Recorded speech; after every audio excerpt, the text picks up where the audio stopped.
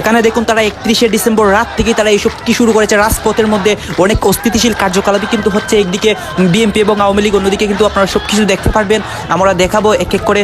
এমন মন খারাপের ঢাকা আগে কখনো দেখেনি নগরবাসী। মুহুর্মুহু গুলির শব্দ আর আগুনের কালো ধোঁয়া যেন আরো বিষাদ নামিয়ে আনে প্রাণের শহরে। দর্শক, রাত পোহালি 31শে ডিসেম্বর, এবার রাত পোহালি ছাত্র জনতার গণ অভ্যুত্থানকে 31 তারিখে কি হবে ভাই? কিছু বুঝতেছি না তো 31 তারিখে কি হবে। তবে এই ঘোষণাটা কিন্তু আওয়ামী লীগ থেকে। পুলিশ তাদের একাধিকবার বোঝানোর চেষ্টা করলেও ব্যর্থ হয়। পরে ছত্রভঙ্গ করতে টিয়ার শেল, রাবার বুলেট নিক্ষেপ করা হয়। এ সময় অবরোধকারীরাও পুলিশকে লক্ষ্য করে ইট পাটকেল ছোড়ে। ঘণ্টাব্যাপী সংঘর্ষের পর দর্শক, দেশের সার্বিক অবস্থায় কি মনে হচ্ছে? দেশ কি আওয়ামী লীগ এবং বিএনপির যৌথ আন্দোলনের পথে যাচ্ছে? একের পর এক ভূমি হারাচ্ছে ভারত, একের পর এক ভূমি দখল করে রাষ্ট্র প্রতিষ্ঠা করতেছে ভারতের বিরুদ্ধে।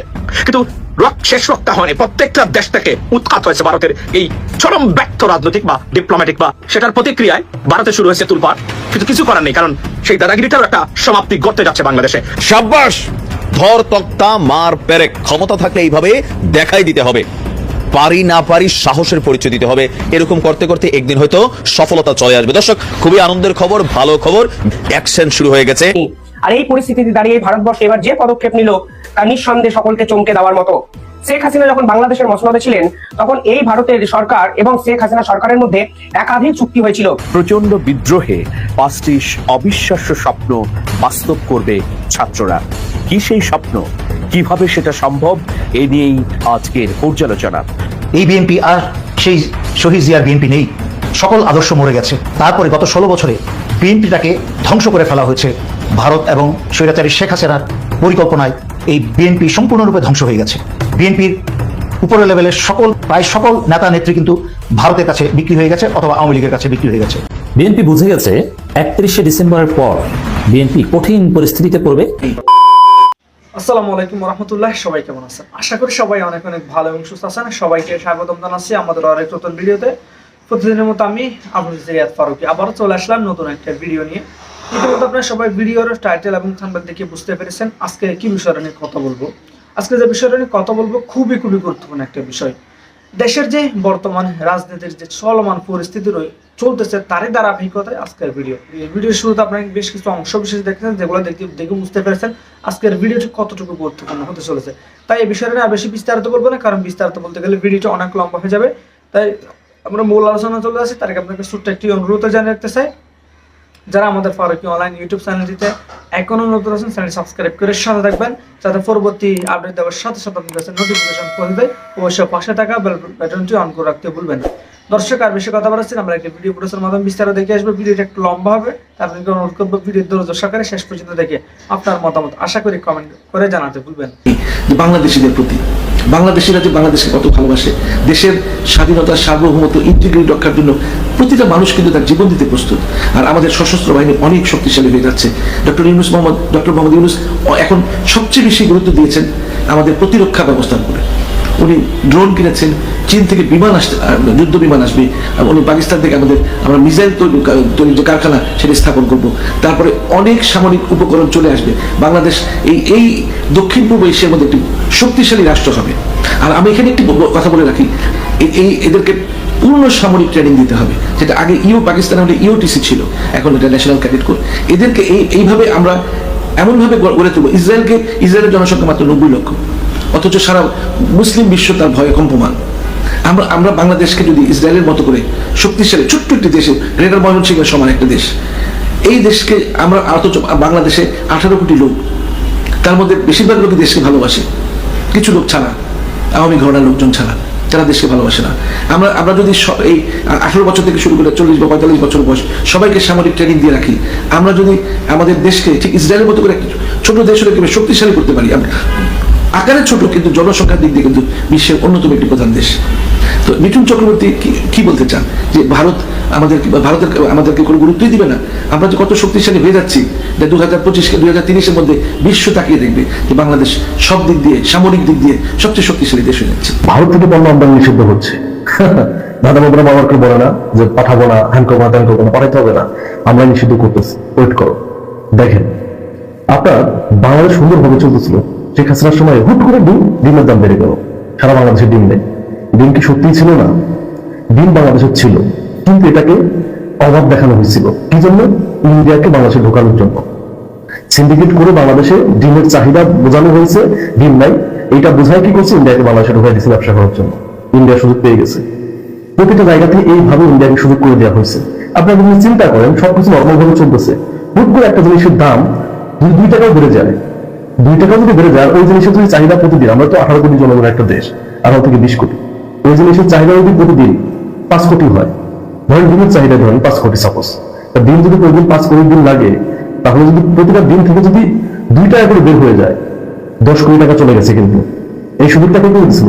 শেখ হাসিনা। ইন্ডিয়ার সাথে যুদ্ধ চলতেছে এক প্রকার, আমাদের মানে কথার যুদ্ধ চলতেছে। ইন্ডিয়া পণ্য দিবে না, হ্যান করবে না, ত্যান করবে না, অনেক পণ্য নষ্ট হয়েছে ইন্ডিয়াতে। যেহেতু ইন্ডিয়াতে পেঁয়াজ আলু নষ্ট হয়েছে, তাহলে কি হওয়ার কথা ছিল? বাংলাদেশে এই জিনিসগুলোর দাম বৃদ্ধি পাওয়ার কথা ছিল। কেন? কারণ এগুলো তো আমাদের দেশে আসতে পারেনি, সেক্ষেত্রে দাম বাড়ার কথা ছিল। কিন্তু ঘটনা ঘটছে উল্টা। কি হয়েছে? বাংলাদেশের জিনিসের দাম আরো কমছে। কি জন্য কমছে? এবার এই যে আপনার গ্রীষ্মকালীন পেঁয়াজ উৎপাদন হচ্ছে, গ্রীষ্মকালীন পেঁয়াজ উৎপাদন হওয়ার জন্য ইন্ডিয়ার পেঁয়াজের উপর কিন্তু আমাদের চাহিদা নাই, অটোমেটিক কিন্তু পেঁয়াজের দাম কমে গেছে, আলুর দাম কমে গেছে, আলুর দাম কমছে, পেঁয়াজের দাম, সব দাম কমে গেছে। এই জিনিসটা বোঝেন। এইভাবে তো আমরা একটা মার্কেট করে দিচ্ছি যেগুলো আমাদের প্রয়োজন না, তারপরেও আমরা ইন্ডিয়ার বিভিন্ন সুযোগ সুবিধা নেওয়ার জন্য। শেখ হাসিনা যেমন ইন্ডিয়াকে সব কিছু দিচ্ছে কি জন্য? কারণ সুযোগ সুবিধা নিবে। নিজেও বলছে শেখ হাসিনা যে আমি যা দিচ্ছি ইন্ডিয়াকে কখনো ইন্ডিয়া ভুলতে পারবে না, এটা তো বলছে যে আমি নিজে দিচ্ছি এটা কখনো ভুলতে পারবে না। না, সেই দিন শেষ। অপ্রয়োজনীয় কোনো জিনিস আমরা ইন্ডিয়া থেকে আমদানি করবো না। যে জিনিসগুলো আমরা উৎপাদন করতে পারবো সেগুলো দেশেই করতে হবে। মূলত দেখেন, উৎপাদন যেগুলো হয় এগুলা কিন্তু অধিকাংশ মনে করেন যে ব্রোকাররা করে শুধু সুবিধা নেওয়ার জন্য। বাংলাদেশের থেকে ভালো ভালো জিনিস হচ্ছে বাংলাদেশের পোশাক যা মূলত আমেরিকাতে, আর আমরা ইন্ডিয়ান পোশাক আমদানি করি ইন্ডিয়ান পোশাক। তারপর আপনার অধিকাংশ জিনিস যেটা প্রয়োজন না, তারপর আমরা ইন্ডিয়া থেকে আনতেছি। এই জিনিসগুলো আর হবে না। এক্সট্রা টাকা পয়সা আমরা ইন্ডিয়াতে জমা দিব না, ডিরেক্ট কথা। ইন্ডিয়াতে জমা করে আমরা এক্সট্রা টাকা পয়সা দিব না। দেখেন, আমাদের পেঁয়াজের চাহিদা হচ্ছে 35 থেকে 36 লক্ষ মেট্রিক টন, 35 থেকে 36 লক্ষ মেট্রিক টন, কিন্তু আমরা উৎপাদন করি কত? 30 থেকে 32 লক্ষ মেট্রিক টন। তারপর আমরা প্রতি বছর এই 10 লক্ষ মেট্রিক টন ইন্ডিয়াকে ধরা থাকি, ইন্ডিয়াকে ধরা থাকি। শেখ হাসিনা কি এই যে পেঁয়াজ সংরক্ষণের জন্য কোন উদ্যোগ নিয়েছে? বাংলাদেশের কৃষকদের ডিমোটিভেট করছে। বাংলাদেশের কৃষকদের শুধু নামেই বলছে যে জায়গা খালি রাখবে না। বাংলাদেশের সব জিনিসের দাম, সারের দাম, ওষুধের দাম বাড়াই দেওয়া হয়েছে। কৃষক মানে উৎপাদন করতে পারে নাই। কৃষক ভয় পাইছে যে আমি উৎপাদন করবো না, উৎপাদন করতে দাম পাচ্ছে না। কিন্তু বাংলাদেশের চামড়াটাকে ধ্বংস করে দেওয়া হয়েছে। চামড়া শিল্প কেন? প্ল্যান করে ইন্ডিয়ার মার্কেট ভয় দেওয়ার জন্য এই কাজগুলা করছে। এই কাজ আর হবে না। ইন্ডিয়া কথা বলে অলরেডি বাংলাদেশের মার্কেট হারাই ফেলছে, আরো হারাই ফেলবে। পেঁয়াজের দাম কমছে। আগে বলছে শেখ হাসিনা বলতো, আওয়ামী লীগ বলতো ইন্ডিয়ার সাথে টক্কর দিবে, ইন্ডিয়া পেঁয়াজ না দিলে তো পেঁয়াজ খাইতে পারবো না। এই টক্কর আর ইন্ডিয়া এখন দিতে পারবে না। ঠিক আছে, এই টক্কর আর ইন্ডিয়া দিতে পারবে না। দেখবেন এই যে সিদ্ধান্ত নিছে যে অপ্রয়োজনীয় জিনিসগুলো যেগুলো আমরা উৎপাদন করতে পারি সেগুলো আমদানি করবো না, এই সিদ্ধান্তে দেখবেন বাংলাদেশের যে বৈদেশিক মুদ্রা রিজার্ভ আরো বেড়ে যাবে। জুলাই বিপ্লবের নেতাদের উদ্দেশ্যে একটি কথাই বলবো, যে এই যে সংবিধানের কবর রচনা ও আওয়ামী লীগকে অপ্রাসঙ্গিক ঘোষণা করা, এই যে দাবি দাওয়াগুলো, এটা আরেকটু স্পষ্ট এবং সুনির্দিষ্ট করতে হবে। বরং আমি তোমাদেরকে বলবো, তোমাদের এই ঘোষণার উদ্দেশ্যটা যেন অত্যন্ত সুনির্দিষ্ট হয় ও তা প্রয়োগের ও আদায়ের যেন একটা নির্দিষ্ট ও বাস্তব ভিত্তিক সময়সীমা বেঁধে দেওয়া হয়। তোমরা যদি সেটা নিশ্চিত না করো, তাহলে তোমাদের যেই ঘোষণা, সেই ঘোষণা এবং উদ্দেশ্যটা দুর্বল হয়ে যাবে এবং তা ফলপ্রসূ না হওয়ার সম্ভাবনাই বেশি। বাংলাদেশের সংবিধান সংক্রান্ত বিষয়ে জ্ঞান রাখেন এমন অনেক মুরব্বী ব্যক্তি আছেন, সুতরাং আমি সংবিধান নিয়ে বেশি কথা বলবো না। তবে প্রফেসর আলী রিয়াজকে যেহেতু দায়িত্ব দেওয়া হয়েছে, ওনার উপর আমার যথেষ্ট আস্থা আছে। আওয়ামী লীগকে অপ্রাসঙ্গিক ঘোষণা করাটা আসলে এর মাঝখানে কি ফল বা কি উদ্দেশ্য আমি বুঝতে পারছি না। বরঞ্চ আমাদেরকে সরাসরি বলতে হবে যে আওয়ামী লীগের নিবন্ধন বাতিল করতে হবে, ছাত্রলীগের মতো আওয়ামী লীগকে একটা জঙ্গি সংগঠন হিসাবে আখ্যায়িত করতে হবে। কারণ আওয়ামী লীগ যেই পরিমাণ গণহত্যা এবং অপরাধ সংগঠন করেছে বাংলাদেশে, তাই যথেষ্ট আওয়ামী লীগের নিবন্ধন বাতিল করা এবং আওয়ামী লীগকে একটা জঙ্গি সংগঠন হিসেবে আখ্যায়িত করা। তাই তোমাদের দাবিগুলো অত্যন্ত স্পষ্ট, সুনির্দিষ্ট হতে হবে। বিএনপির যে করুণ অবস্থা দেখছি, তাতে আমি ভবিষ্যতে বিএনপির মাধ্যমে এই দেশে কোনো স্থিতিশীলতা এবং অবস্থার কোনো পরিবর্তনের সম্ভাবনা দেখছি না। বিএনপি যতদিন পর্যন্ত নিজেদের ভিতরে সংস্কার নিশ্চিত না করতে পারবে, এই বিএনপির কাছ থেকে কিছু আশা করা যায় না।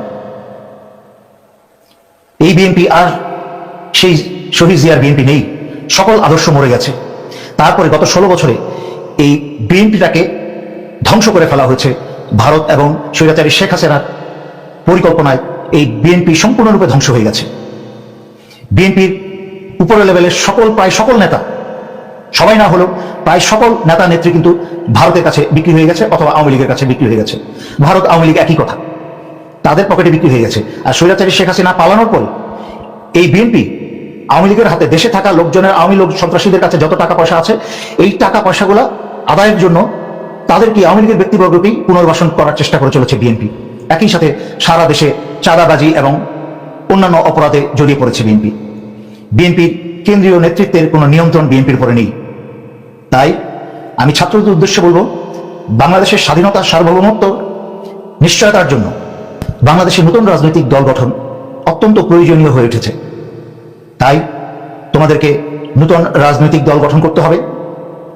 আমি শুনেছি বা পড়েছি যে জাতীয় নাগরিক কমিটি কোনো রাজনৈতিক কর্মকাণ্ডে জড়াবে না।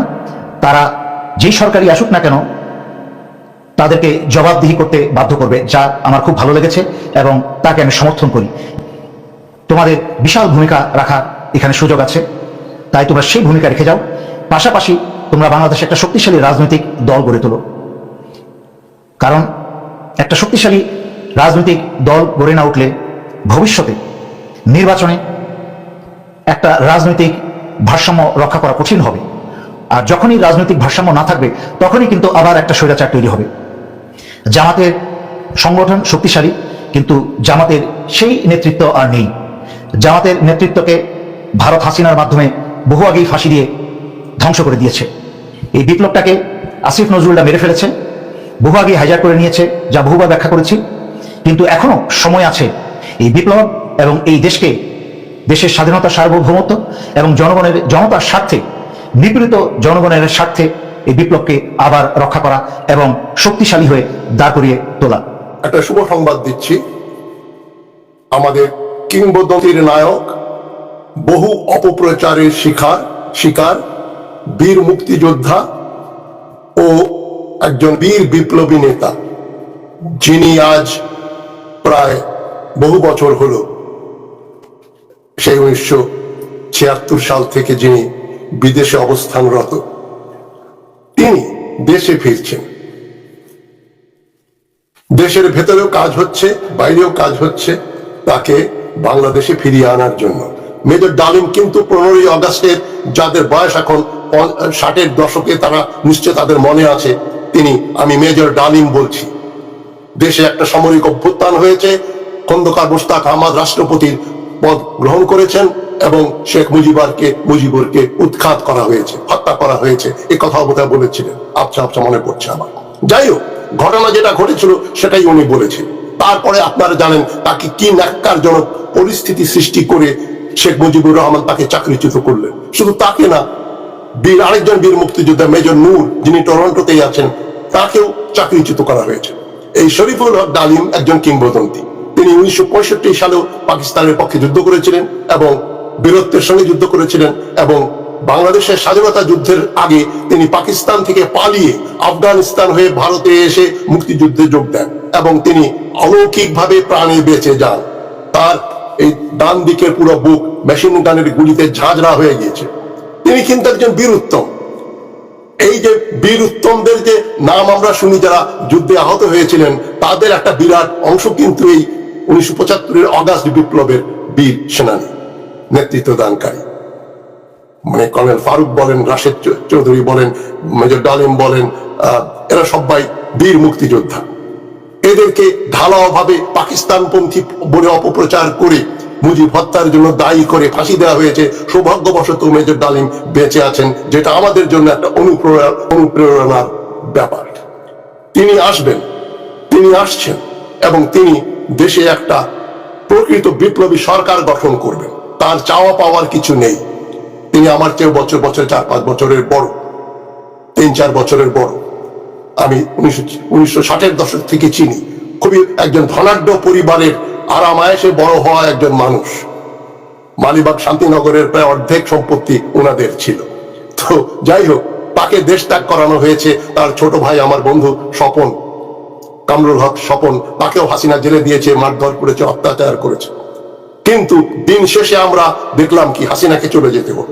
এই বীর মুক্তিযোদ্ধা বীরুত্তম মেজর ডালিমকে আমাদের দেশে আনতেই হবে। তবে এই বিপ্লবী নেতা দেশে আসার আগে মাঠটা প্রস্তুত করতে হবে। এই গ্রাউন্ড ওয়ার্ক করার দায়িত্ব কিন্তু তোমাদের। ভারতের কর্তৃত্ব আছে এবং তারা মোটামুটি পাগল প্রায় ভারতের বর্তমান প্রত্যেকটা জায়গাতে। কিন্তু একটা জিনিস ভারত ভুলে গেছে, $15 বিলিয়ন মার্কেট, এখানে সমঝোতা ছাড়া কোনো বিকল্প নেই। ভারতে পশ্চিমবঙ্গে ভারতীয় পলিসির বিরুদ্ধে জুতা মিছিল, ঝাড়ু মিছিল, আপনার প্রতিবাদ হচ্ছে। বাংলাদেশের কৃষকরা মাঠে আপনার শেষ হয়ে গেছে, আপনার প্রতিষ্ঠানগুলো ধ্বংস হয়ে গেছে। পশ্চিমবঙ্গের অর্থনীতি আমি যদি বলি, it's gonna be shrunk by almost 13% বাংলাদেশিরা না দেওয়া। ইমাজিন একটা রাষ্ট্রের, একটা স্টেটের 13% GDP will be like shrunk by this kind of activities. Thailand বাংলাদেশিদের জন্য ই-ভিসা চালু করেছে। আপনি থাইল্যান্ড যেতে চান, ঘরে বসে আপনি থাইল্যান্ডের ভিসা আপনার জন্য, ভিসার জন্য আপনাকে অ্যাপ্লাই করতে হবে না। সুতরাং আমি মনে করি আমাদের সরকার যদি আরো অ্যাক্টিভ হয়, ভারতের বিকল্প যেটা আপনারা যদি কেউ আমাকে নিয়মিত দেখে থাকেন, আওয়াজ দেবেন। আমি বারবার বলছি যে আমেরিকাতে কেউ পেঁয়াজ এনে, সেই পেঁয়াজ ভারত থেকে আনা পেঁয়াজের চোখ কম খাওয়ানো যাবে আপনাদেরকে, যদি আমরা সিস্টেমটা জানি। এটা আমি বলেছি দুর্বল, এবং অনেক আগে আমি কথা বারবার বলছি, আমাদেরকে ভারতের উপরে কোনোভাবেই ডিপেন্ডেন্ট হতে হবে না। এবং আজকে যে আমাদের যে এই যে গাড়ির যে পার্টস বা যন্ত্রাংশ যেগুলা আপনি জানেন যে তারা বাংলাদেশে আপনার এই এক্সপোর্ট করা বন্ধ করেছেন।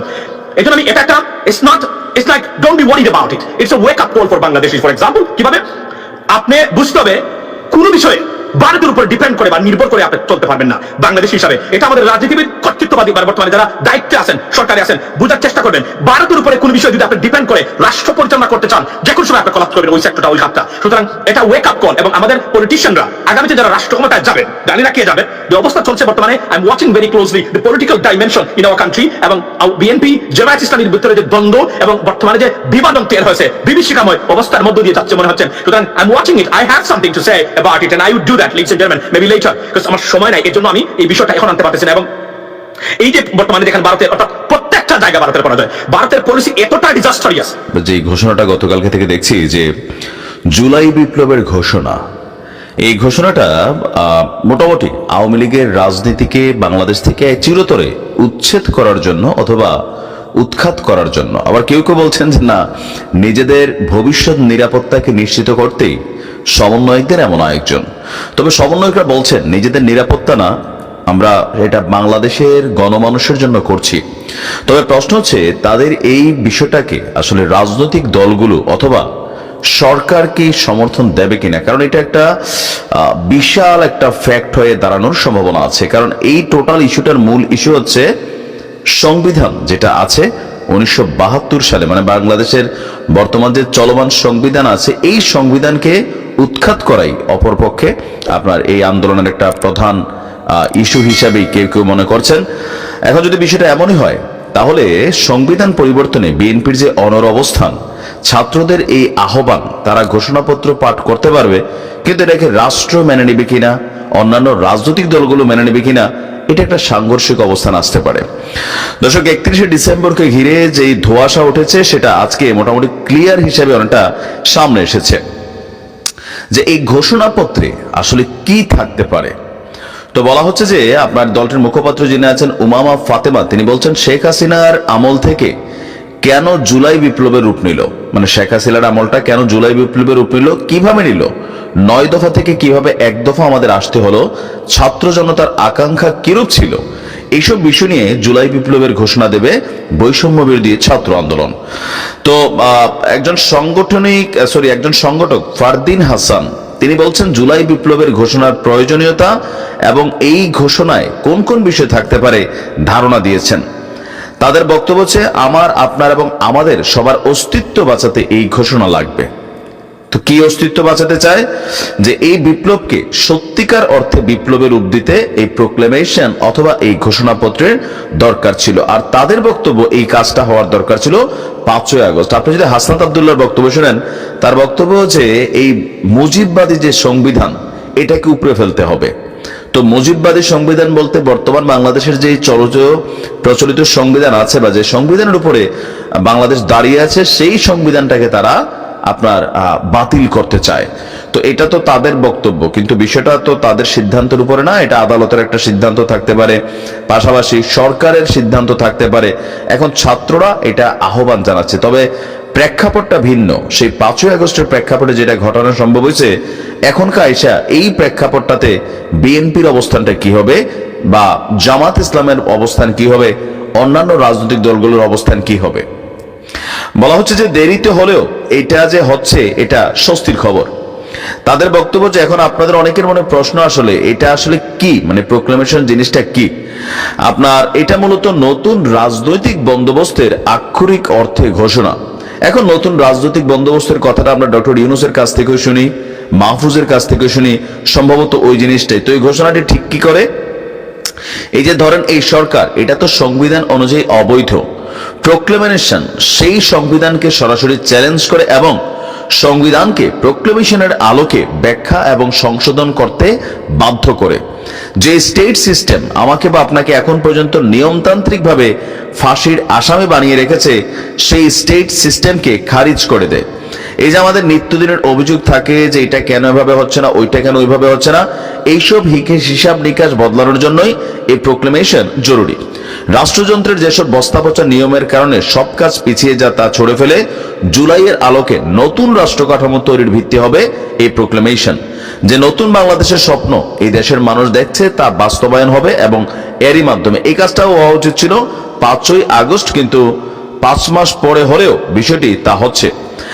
বাংলাদেশ 2.0 এই যে কথা আমরা এতদিন বলে এসেছি তা সত্যি হবে 31 তারিখ।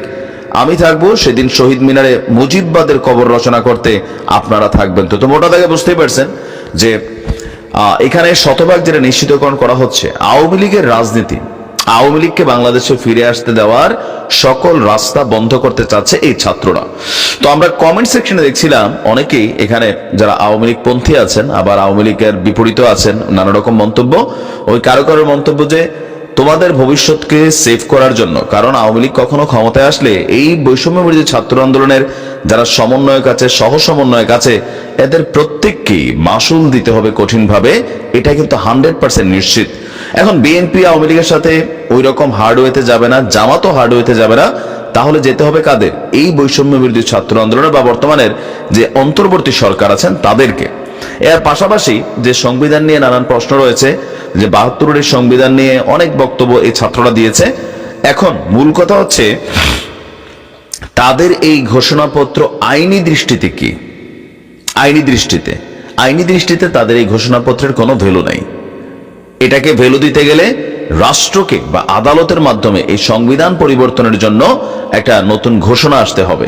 এখন সংবিধান পরিবর্তন করতে গেলে শুধুমাত্র কি ছাত্রদের আহ্বানেই যথেষ্ট, নাকি রাজনৈতিক দলগুলোর ঐক্যমত্য যথেষ্ট, মানে দরকার হবে? অবশ্যই রাজনৈতিক দলগুলোর ঐক্যমত্য দরকার হবে। এখন বর্তমানে বিএনপির সাথে এই অন্তর্বর্তী সরকারের অবস্থান, ছাত্রের এই ধরনের অ্যাক্টিভিটিস, বিএনপি কোনোভাবে এগুলোকে কিন্তু পজিটিভ নিচ্ছে না। আবার জনগণের মধ্যে একাংশ আছে এটাকে পজিটিভ নিচ্ছে, আবার নিচ্ছে না। কিন্তু জুলাই আগস্টের সাথে কানেক্টেড প্রত্যেকটা পরিবার বা যারা ছাত্ররা আছেন তারা কিন্তু সর্বোচ্চ চেষ্টা করছে যে সংবিধান পরিবর্তন করে ফেলা, পাশাপাশি এমনভাবে জিনিসগুলোকে নিশ্ছিদ্র নিরাপত্তায় নেওয়া যে আগামী দিনে কোনো রাজনৈতিক সরকার আসলেও তাদের জীবনের নিরাপত্তা থাকবে, ইভেন তাদের যে স্বপ্ন, আশা, আকাঙ্ক্ষা নতুন বাংলাদেশ নিয়ে, সেগুলোকে তারা বাস্তবায়ন করার জন্য একটা প্রেসার ক্রিয়েট করবে। এখন বিষয়টা তারা ঘোষণাপত্র দিবে। এখন এই ঘোষণাপত্রটা তারা যেটাকে বলছে লিখিত দলিল, রাষ্ট্র এটাকে দলিল হিসাবে অ্যাকসেপ্ট করবে কিনা, বা তারা সরকারের প্রতি বা রাষ্ট্রের প্রতি কি ধরনের চাপ প্রয়োগ করতে পারে, এটা হয়তো আমরা এখনো ক্লিয়ার না। বাট এটা নিয়ে বিএনপির সাথে, বিশেষ করে বিএনপি কোনোভাবে এই মুহূর্তে সংবিধান পরিবর্তনের পক্ষে না, এটা কিন্তু ক্লিয়ার। তো তারপরেও 31শে ডিসেম্বরে ছাত্রদের অবস্থানের পর বিএনপির অবস্থানটা পরিষ্কার হবে। পাশাপাশি 31শে ডিসেম্বর এখানে জনতার কতটুকু অংশ, যেহেতু এখন এখানে রাজনৈতিক বিভাজন আছে, ছাত্রদের মধ্যে নানান ধরনের বিভাজন আছে, এই সকল বিভাজনের পরে এই ঘোষণাপত্র পাঠের পর সেটাকে বাস্তবায়নের দাবিতে আসলে কত অংশ জনগণ সেখানে কানেক্ট হয়, সেটা একটা বিষয়। আর এর মাঝখানে আরেকটা বিষয় নিশ্চিত হবে, 5 মাস পরেও এই ছাত্রদের যেই কি বলে যে শৌর্য, বীর্য, অবস্থান বা তাদের যেই কি বলা হচ্ছে পাওয়ার ছিল, জনগণের সাথে কানেক্টিভিটির, সেইটা আসলে কতটুকু আছে সেটাও কিন্তু 31শে ডিসেম্বর দেখা যাবে। তো মোট কথা মোটা দাগে ওইটাই ফাইনাল যে এই আন্দোলনের বা এই ঘোষণাপত্রের মূল বিষয়টা হচ্ছে বাংলাদেশের সংবিধান পরিবর্তন। দর্শক, দেশের সার্বিক অবস্থায় কি মনে হচ্ছে? দেশ কি আওয়ামী লীগ এবং বিএনপির যৌথ আন্দোলনের পথে যাচ্ছে? এই প্রশ্নটা কোথায় থেকে উদয় হলো? এই প্রশ্নটা কোন দিকে যাবে? এই প্রশ্নটা কতটা প্রভাবক হিসেবে বাংলাদেশে কাজ করবে? সেটা এই মুহূর্তে আমার মনে হয় যে সব থেকে গুরুত্বপূর্ণ আলোচনা হতে পারে, যে আলোচনাকে উস্কে দিয়েছেন প্রখ্যাত সাংবাদিক খালেদ মহিউদ্দিন। কিভাবে উস্কে দিলেন, কিভাবে বিএনপি আওয়ামী লীগ একসাথে হতে পারে, একজোট হতে পারে, সেই সম্ভাবনাগুলোর কথাই বলবো এই ভিডিওতে। থাকবেন পলিটিক্স টিভির নিয়মিত আয়োজনে।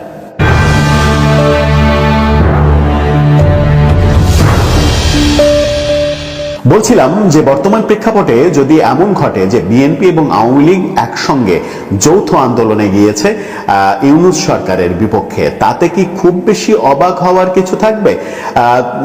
তাতে কি নিমরাজি হওয়ার কোনো ব্যাপার থাকবে? হ্যাঁ, কেউই হয়তো মুখে স্বীকার করবেন না, কেউই হয়তো গণমাধ্যমে এই কথাটা বলবেন না, কিন্তু ভেতরে ভেতরে কি সেই প্রক্রিয়া শুরু হয়ে গেছে? এবং সেই প্রক্রিয়া শুরু হয়ে যাওয়ার অন্যতম কারণ কি ইউনূস প্রশাসনের রাজনীতি বিরোধী বিভিন্ন পদক্ষেপ কিংবা বৈষম্য বিরোধী ছাত্র আন্দোলনের এই ছাত্রদের বিভিন্ন ধরনের অসম্মানজনক মন্তব্য, অসম্মানজনক কথাবার্তা, সেগুলোই কি দায়ী? এই প্রশ্নকে অনেকখানি উস্কে দিয়েছেন সাংবাদিক খালেদ মহিউদ্দিন। ঠিকানার টক শোতে তিনি বিএনপি নেতা অ্যাডভোকেট কাজলকে প্রশ্ন করেই বসেছেন যে, কাজল ভাই, এমন প্রসঙ্গ কি আসবে, এমন দিন কি আসবে যে আপনারা আওয়ামী লীগের সঙ্গে মিলে মিশিয়ে আন্দোলন করবেন, কিংবা আওয়ামী লীগের সঙ্গে আপনারা যোগাযোগ করছেন আন্দোলন করার জন্য, আওয়ামী লীগের সঙ্গে এক হওয়ার জন্য চেষ্টা করছেন? এই প্রশ্নটা কিন্তু খালেদ মহিউদ্দিন উস্কে দিয়েছেন। যে আভাসটা অনেক আগেই আমরা দিয়েছিলাম যে এরকম কিছু ঘটলেও আসলে অবাক হওয়ার কিছু থাকবে না। রাজনীতিতে শেষ কথা বলে কিছু নেই, এটা অনেকেই বলেন। সিনেমাতেও এই সংলাপ বহুবার শোনা গেছে। বিএনপির অন্যতম সদস্য ছিলেন, জাসাসের সভাপতি ছিলেন বাংলা সিনেমার প্রখ্যাত ভিলেন রাজীব। তার মুখে অনেক দিন আগে শুনেছিলাম একটি সিনেমার সেই ডায়লগ, রাজনীতিতে শেষ কথা বলে কিছু নেই। রাজনীতিতে আসলে শেষ কথা বলে কিছু নেই। রাজনীতিতে অনেক কিছু হতে পারে, আজকে যে শত্রু কালকে সে মিত্র হতে পারে। রাজনীতিতে অনেক ঘটনাই ঘটতে পারে, যেমন চিরশত্রু আওয়ামী লীগ এবং জামাত একসঙ্গে আন্দোলন করেছে, যেমন চিরশত্রু আওয়ামী লীগ এবং জাতীয় পার্টি একসঙ্গে জোটবদ্ধ হয়ে নির্বাচন করেছে, এরকম দৃশ্য তো আমরা দেখেছি। আবার অনেক ভালো বন্ধু বিএনপি এবং জামাতের মধ্যে এখন ফাটল অবস্থা, সম্পর্ক প্রায় ছিন্ন অবস্থা, এমনটাও আমরা দেখছি। তার মানে রাজনীতিতে শেষ কথা বলে কিছু নেই।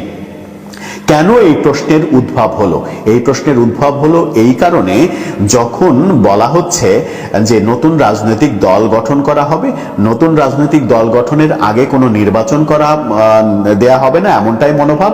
মূলত সংস্কারের আগে নির্বাচন করা হবে না, এবং উপদেষ্টারা পর্যন্ত বলছেন যে শুধুমাত্র নির্বাচনের জন্য, ভোটের জন্য আমরা আন্দোলন করিনি, আমরা রক্ত দিইনি। সেই প্রশ্নটাই অনেক প্রশ্নের উত্তর দিচ্ছে। তাহলে কিসের জন্য তারা আন্দোলন করেছিলেন, তারা রক্ত দিয়েছিলেন? এই যে ভোট হবে কি হবে না, এই আলোচনার মাঝে সরকারের একটা উদ্দেশ্য হতে পারে, কিংবা বৈষম্য বিরোধী ছাত্র আন্দোলনের একটা উদ্দেশ্য হতে পারে এই কথাগুলো বলার। সেটা হচ্ছে যে বিএনপি যেন ভোটের জন্য মরিয়া হয়ে যায়, এবং বিএনপি ভোটের জন্য মরিয়া হয়ে একসময় আন্দোলনে চলে যায়। বিএনপি যদি ভোটের জন্য আন্দোলনে চলে যায়, তাহলে তারা এরকম কথা বলতে পারবে যে দেখো, তারা দেশের ভালো চায় না, দেশের সংস্কার চায় না, তারা শুধু ভোট করে ক্ষমতায় যেতে চায়, এদেরকে কিভাবে আপনারা ভোট দেবেন? এই কথাগুলো বলার জন্য, বিএনপিকে পচিয়ে ফেলার জন্য এরকম কথাবার্তার ঢাল হিসেবে ব্যবহার করা হতে পারে, এমন কিন্তু বিশেষজ্ঞরা মনে করেন। যেটাই হোক না কেন, যদি বিরক্তির সর্বোচ্চ পর্যায়ে চলে যায় রাজনৈতিক দলগুলো, বিশেষ করে বিএনপি এখন যারা সর্বোচ্চ লেভেলে রয়েছে, এখন যারা সব থেকে জনপ্রিয়, অনেকে বলেন যে বিএনপি এখন সব থেকে জনপ্রিয় আওয়ামী লীগের চলে যাওয়ার পরে, সেই বিএনপিকে যদি নির্বাচন থেকে দূরে রাখার কৌশল তৈরি করা হয়, যেমন এরই মাঝে রুহুল কবির রিজভীকে আমরা মন্তব্য করতে শুনেছি যে সরকারি গোয়েন্দা সংস্থা দিয়ে ছাত্রদের দল গঠন করানো হচ্ছে, বিএনপি থেকে বিভিন্ন লোকজনকে বলা হচ্ছে যে আপনারা এই দল করে কি করবেন, এই দলে আসেন, এরকম ভাবে যেটা আওয়ামী লীগ করেছে সেই একই কাজ এই সরকার। তো প্রিয় দর্শক, এই বিষয়টি আমরা মতামত দ্রুত কমেন্টে জানিয়ে ফেলেন, আর আমাদের চ্যানেলটিতে নতুন চ্যানেল সাবস্ক্রাইব করে বরাবর মতো সাথে থাকুন। ধন্যবাদ সবাইকে এতক্ষণ সাথে থাকার জন্য। আল্লাহ হাফিজ।